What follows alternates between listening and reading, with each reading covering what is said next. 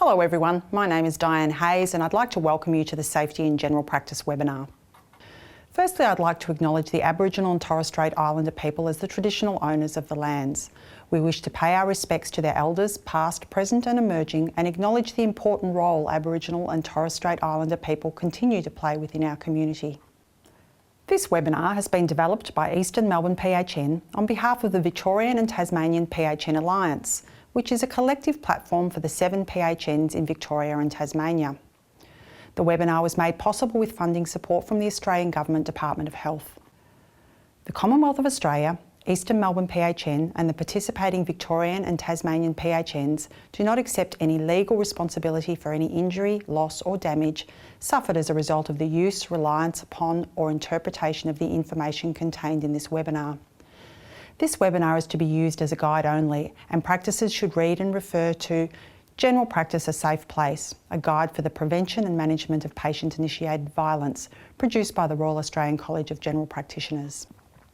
By the end of the session, you should be able to describe the role of effective communication in de-escalating aggressive behaviour, identify issues regarding safety within the general practice and strategies to minimise risk to the practice team, and recognise the importance of developing and implementing policies and procedures regarding managing aggressive or violent behaviour. This presentation is based on the RACGP resource General Practice A Safe Place, a guide for the prevention and management of patient-initiated violence, published in 2016. You can download a copy of this guide from the RACGP website. It's a great reference document for this topic and includes resources and additional reading that you'll find useful. This resource focuses on strategies aimed at the prevention and management of patient-initiated threats to the personal safety of general practice staff.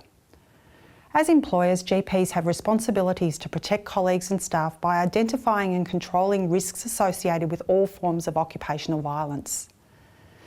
This guide proposes a practice-wide approach to patient-initiated violence encompassing the doctor-patient encounter, the general practice team and the general practice environment. So what is patient-initiated violence? It's defined as an incident that makes a person feel threatened or causes psychological or physical harm. It includes incidents where staff are abused, threatened or assaulted in circumstances relating to their work. There are varying degrees and types of patient-initiated violence, and it's important to acknowledge that people's perception of what constitutes a threat varies, and the concerns of individual staff members should never be discounted.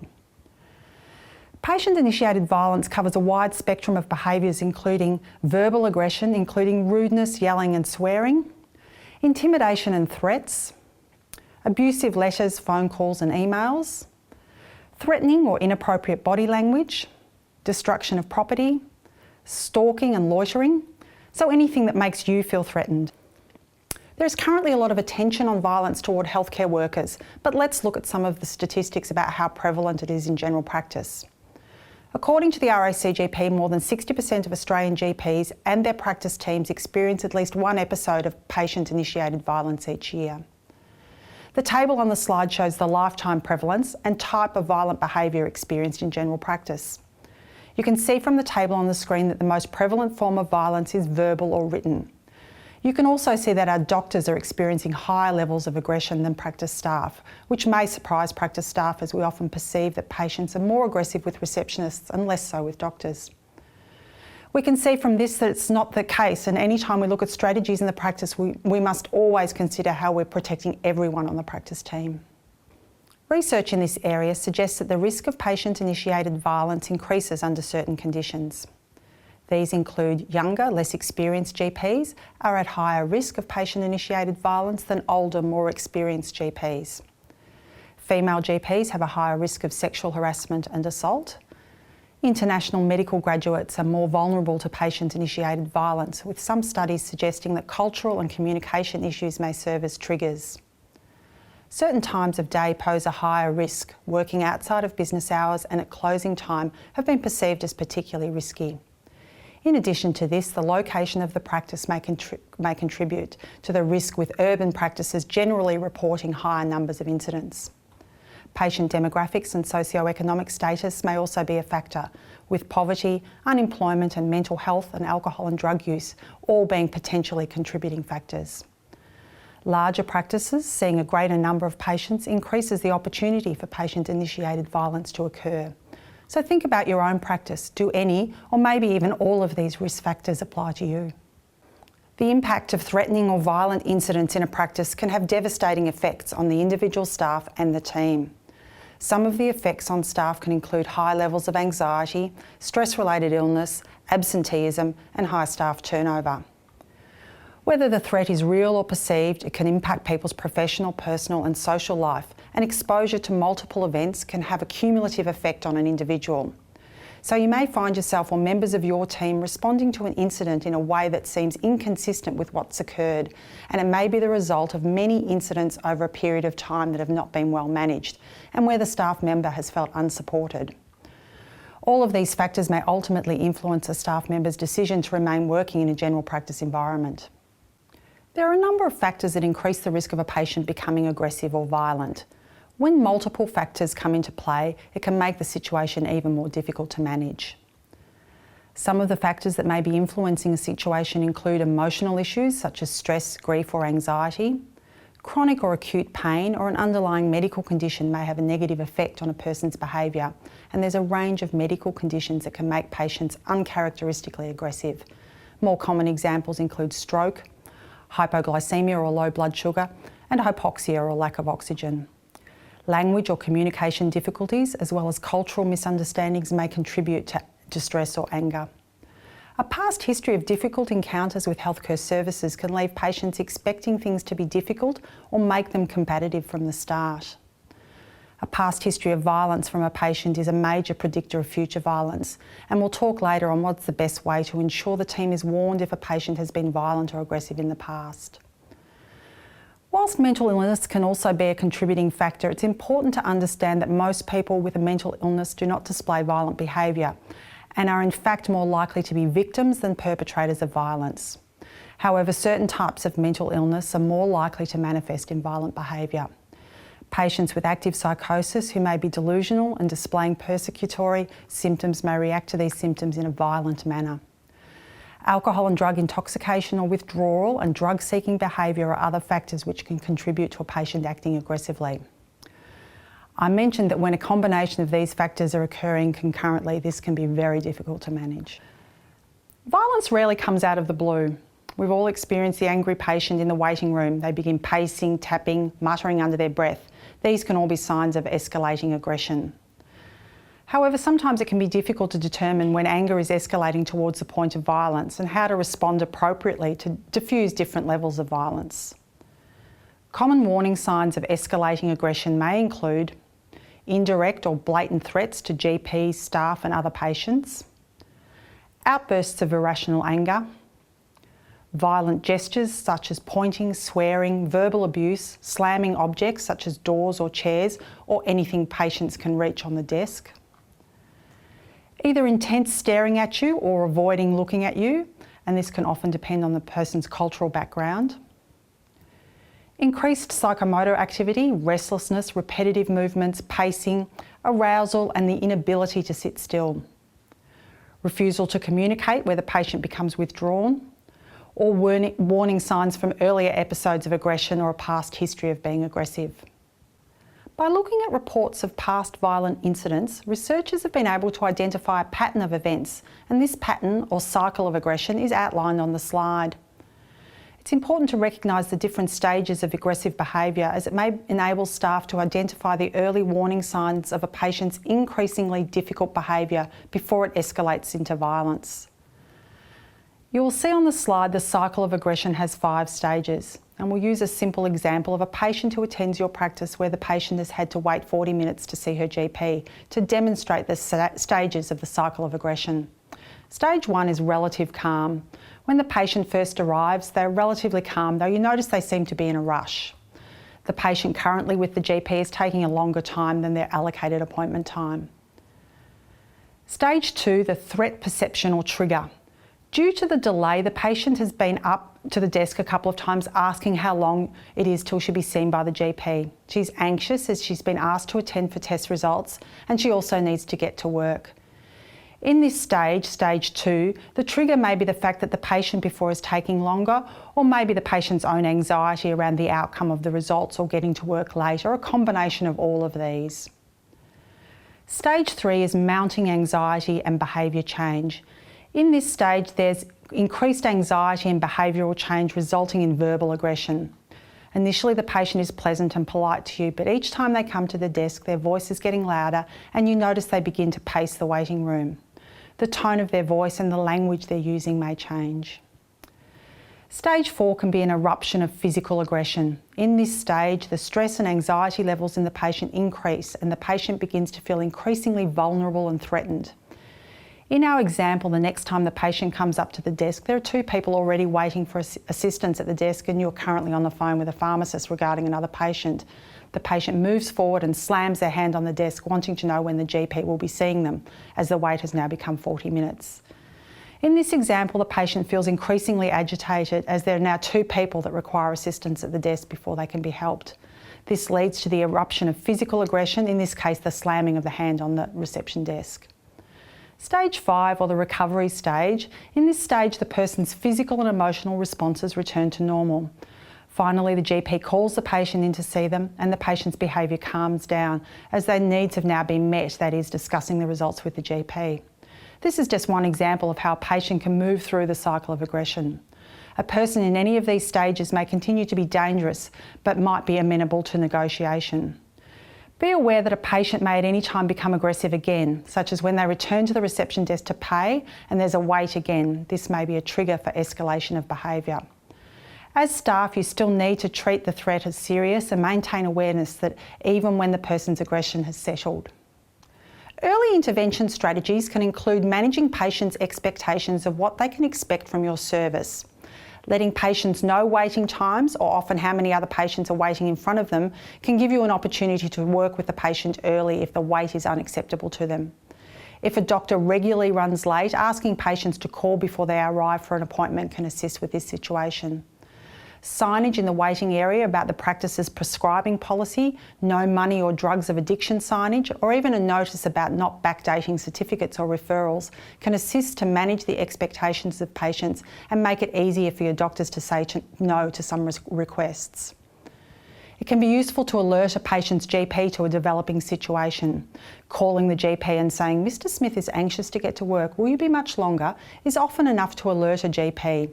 Doctors I've worked with in the past know that I don't interrupt a consultation unless there's an issue, and generally they'll reply, "Is there a problem?" At which time you can say, "Yes, that's right."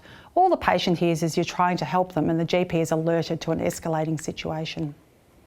Another good poster to display in the practice is a zero tolerance poster.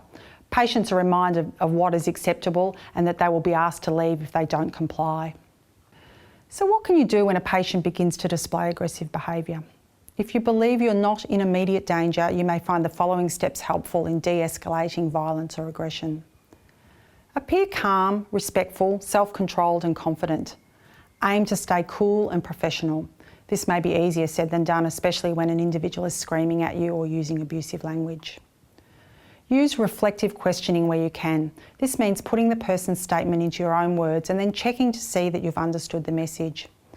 By repeating or reflecting a person's message in the form of a question, you give the person an opportunity to clarify the message.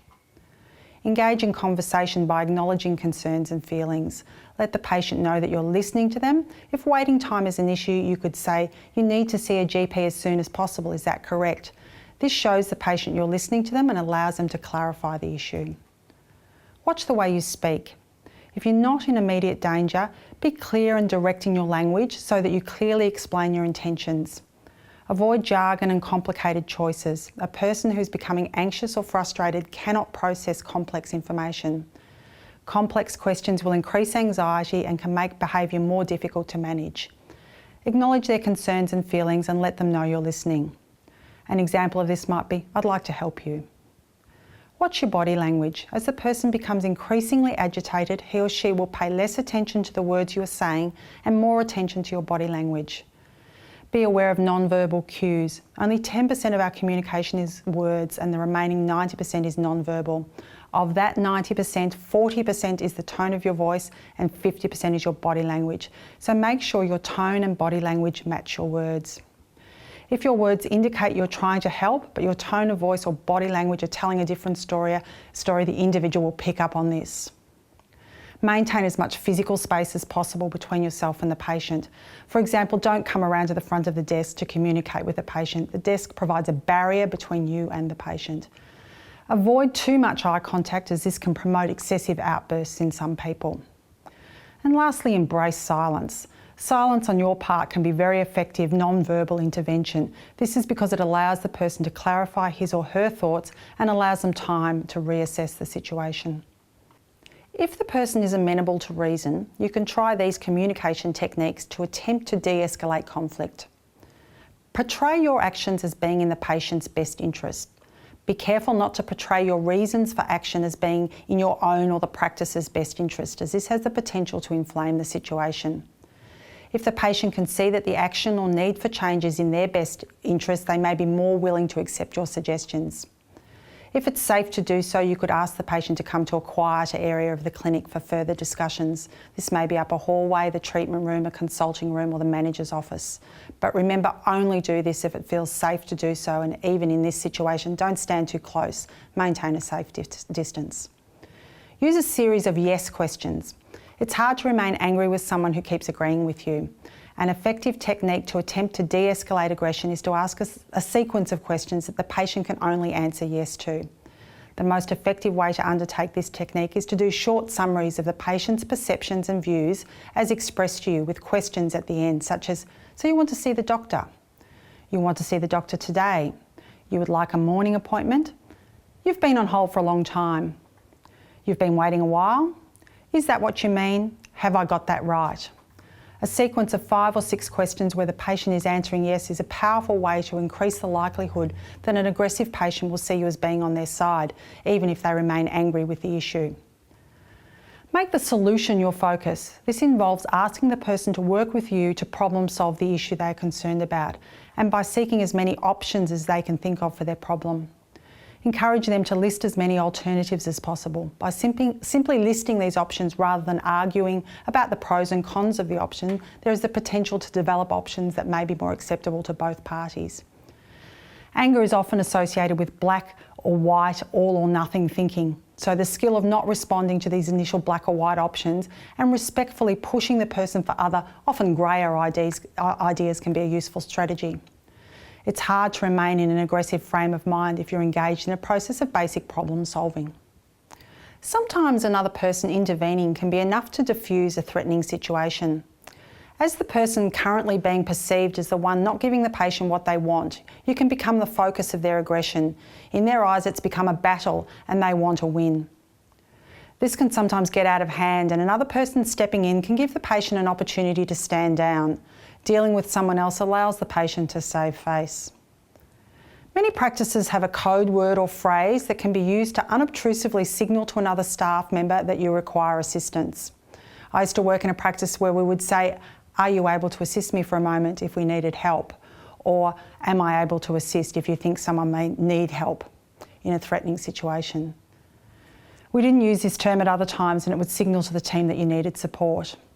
A particular telephone extension only used in an emergency or a pop-up message on the computer can be a useful way to signal your need for assistance, or the use of duress or distress alarms if you have them. Practices should have a written policy to cover a potentially violent situation. A good guide to writing your policy is in the RACGP Guidelines General Practice, a Safe Place. Your policy should include a procedure for staff to follow in the event of an incident. When thinking about your procedure, consider which staff and how many should respond in an emergency situation? How are staff alerted to an emergency situation? What are the roles and responsibilities of the responding staff? Who is the leader or coordinator during any response? The activation of duress alarms or signals? When and how do you seek police involvement? What is your evacuation protocol? What documentation or incident reporting are staff required to complete after an incident, and where is the documentation? What immediate action is required post the event, particularly relating to staff wellbeing? What incident investigation is required, and how are these findings and actions communicated to the team? Your policy should also detail any staff training as well as the orientation process for new team members. You should also have protocols for what happens after an event. There should be opportunities for the team to debrief and review any incident and discuss the event as a group. This gives everyone an opportunity to reflect on what's happened from their point of view. Staff can support each other emotionally and consider any psychological issues that may have arisen as a result of the incident. This discussion needs to be undertaken in an open manner, and whilst we reflect on how we could have done things differently, we also need to acknowledge that staff did their best at the time. All staff should be mindful of any colleagues who may be struggling with the situation, as professional support may be required for some incidents, or if staff have been repeatedly exposed to violent or aggressive incidents. I've found that it's sometimes not the actual event that causes the most distress, but how it's dealt with afterwards. If other team members are dismissive of your distress, or there's no consequences to a patient's violent or aggressive behaviour, staff feel unsupported and vulnerable to further incidents. So remember that what one person finds threatening may vary from person to person, and how an individual feels may be the result of exposure to a number of events over time. And at no time should we just accept this type of behaviour as part of the job. Any policy and procedure involving aggressive or violent incidents should include your criteria for reporting those incidents. What should be reported, how should it be documented, and who is the report given to? A risk register or incident log can also be useful, as it assists practices to monitor not only the prevalence of violent behaviour, but also any patterns such as particular times of the day, situations or people. A review or investigation of an incident should consider what happened, what were the factors that may have triggered the violence, and could the incident have been prevented. Incident reporting, a risk register, and information from any review or investigation can assist in considering options for improving response and should be discussed with the practice team during staff meetings. Improvements can be any number of things, including changes to policies, procedures, additional equipment or training, and our process is not complete unless we also have a system to review any changes we make in terms of their impact or effectiveness. So following any change to how we do things, we need to ask ourselves, has the change achieved the desired effect? What isn't working?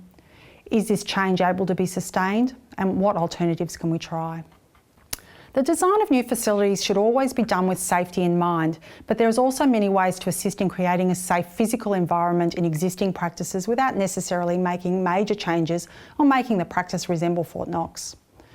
So here are a few questions for you to consider. Do you have a clear view of your waiting area? Can you see everyone? Are there enough chairs?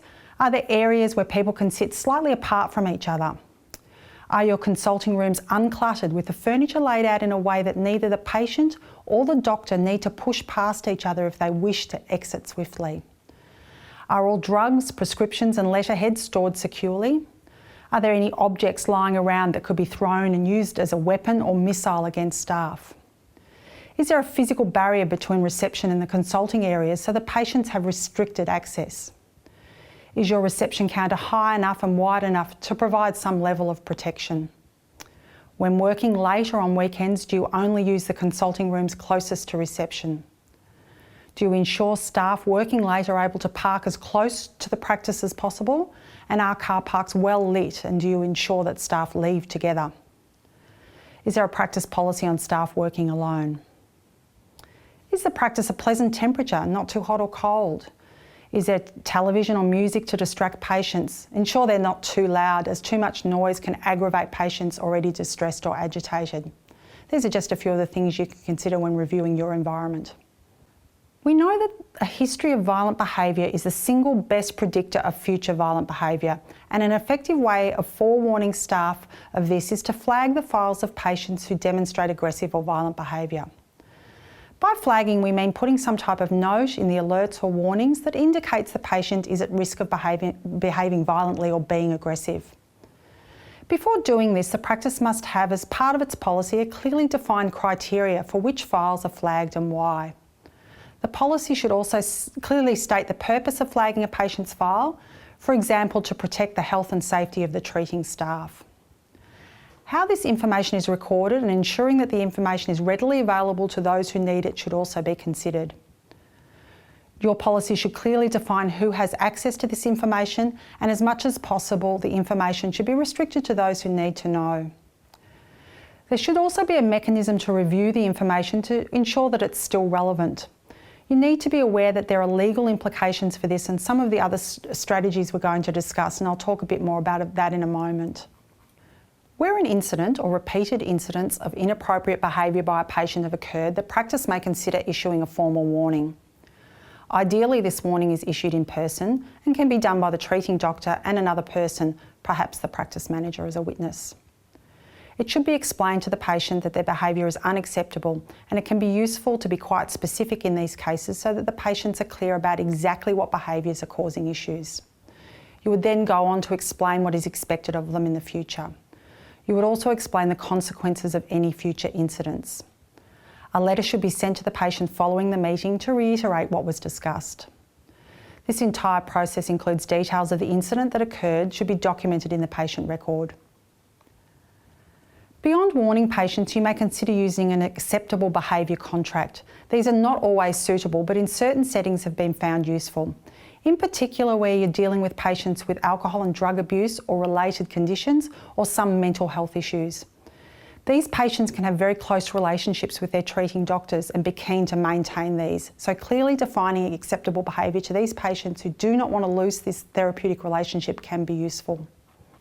A practitioner is not compelled to continue in a treating relationship with a patient if they are unwilling to do so, and may consider discontinuing care where there are genuine concerns for the safety of the practitioner, the staff or other patients. The decision to discontinue care lies with the practitioner, and this will be done with careful consideration of the situation. The process of discontinuing care includes the patient is informed of the decision to discontinue care, and this may be done face-to-face if it's safe to do so, or may be done via a letter. When done face-to-face, a follow-up letter outlining the discussion which took place can also be sent.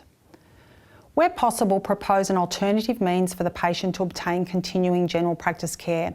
This may involve informing the patient of other services available within a reasonable distance of the patient. Include any conditions you're placing on the patient. This may be that the patient is not to call or visit the practice. Explain to the patient the process of having their medical records transferred to their new provider. A template of a letter to discontinue care is available in the RACGP guide. Ensure you record an account of this process in the patient's health record, including a copy of any letters sent. Make sure all of the team are aware that this patient is no longer being treated by the practice and agree on what action will be taken if the patient violates the boundaries you've set. Be aware that you're legally and ethically bound to treat a person in an emergency situation, so practice staff must understand that they cannot turn a patient away, even one that's been banned from the practice if it's an emergency. Always refer the issue to the treating doctor for assessment. It's important when you start to head down the path of flagging patient health records, discontinuing care or formally warning patients that you ensure that you're doing it within the law. The laws that may impact on when, if and how you may undertake any of these processes may include anti-discrimination, defamation, negligence and privacy laws, as well as ethical obligations under the Medical Board of Australia Code of Conduct.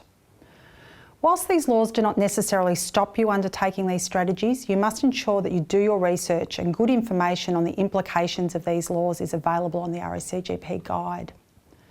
Legal issues associated with managing patient-initiated violence can often be highly complex and different in different circumstances.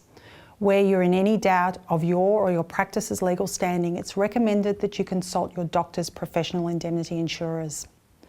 It's also recommended that practices have a practice indemnity policy which is separate from a practitioner's professional indemnity insurance.